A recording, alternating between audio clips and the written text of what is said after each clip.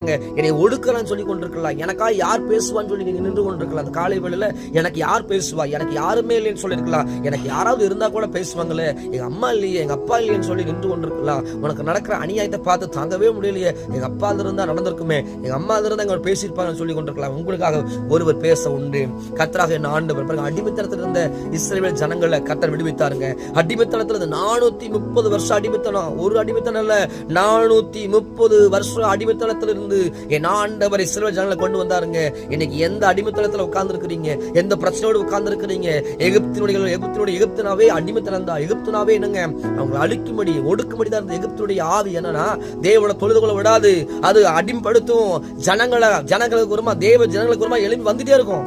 ஆனா பாருங்க, எகிப்து ராஜா எழுப்பி வந்தான், இவங்களுக்கு அழிச்சுன்னு சொல்லி வந்தானா அவங்களுக்குள்ள கர்த்தரை ஆராதிக்கிற தெய்வம் உயிரோடு அவனுக்கு தெரியல. பாருங்க, எத்தனை வாதைகள் அனுப்பிச்சிருப்பாரு, எத்தனை பிரச்சனை வந்துச்சு அவனுக்கு, ஆனாலும் அவன் துணிகரமா வருகிறான்.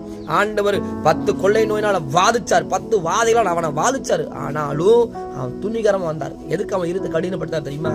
உங்களுடைய எதிரியோடைய இறுதி கடினமாக ஒன்னே ஒன்று தெரிஞ்சுங்க, கொடூரமா நடந்துக்கிறான்னா ஒன்னே ஒன்று தெரிஞ்சு. எகிப்துடைய நிலைமை, எகிப்து ராஜாவுக்கு நடந்த நிலைமை தான். தண்ணிக்குள்ள அவனை ஜலசமாதி பண்ணார் ஆண்டவர்.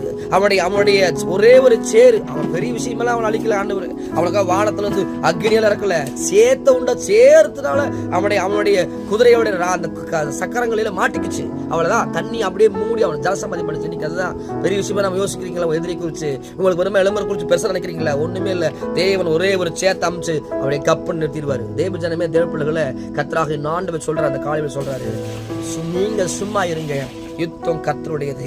உங்களுக்கு ஒரு பிடிச்சு பண்ணிருக்கலாம், உங்களுக்கு ஒரு குடும்பத்துக்கு ஒரு ஏதோ ஒரு காரியம் நடந்திருக்கலாம், இவங்க எனக்கு பண்ணிட்டாங்க, இதை யாரு கேட்பான்னு தெரியலன்னு சொல்லி கொண்டிருக்கலாம். உங்களுக்கு ஒருவர் உண்டு யுத்தம் பண்ண, அவர் தான் கர்த்தராகிய ஆண்டவர். உங்களுக்காக யுத்தம் பண்ண. உனக்கு பேச ஆள் இல்லை, எனக்கு பேச ஆள் இல்லைங்க, நான் ரொம்ப வீட்டிலே ரொம்ப சின்ன பையன், எனக்கு பேச ஆள் இல்லை, என் வாழ்க்கையில போராடுறேன், நான் வேதனைப்படுறேன், வேலை சில இடங்கள்ல கூட நொறுக்கப்பட்டு கொண்டிருக்கலாம், எனக்கு மேல இருக்கவன் என்ன ஒடுக்குறான், நான் இன்னைக்கு கீழே கொண்டிருக்கிறேன், நல்ல உயரத்துக்கு போக முடியல, பல காரியத்தை கூட யோசித்து கொண்டிருக்கலாம்.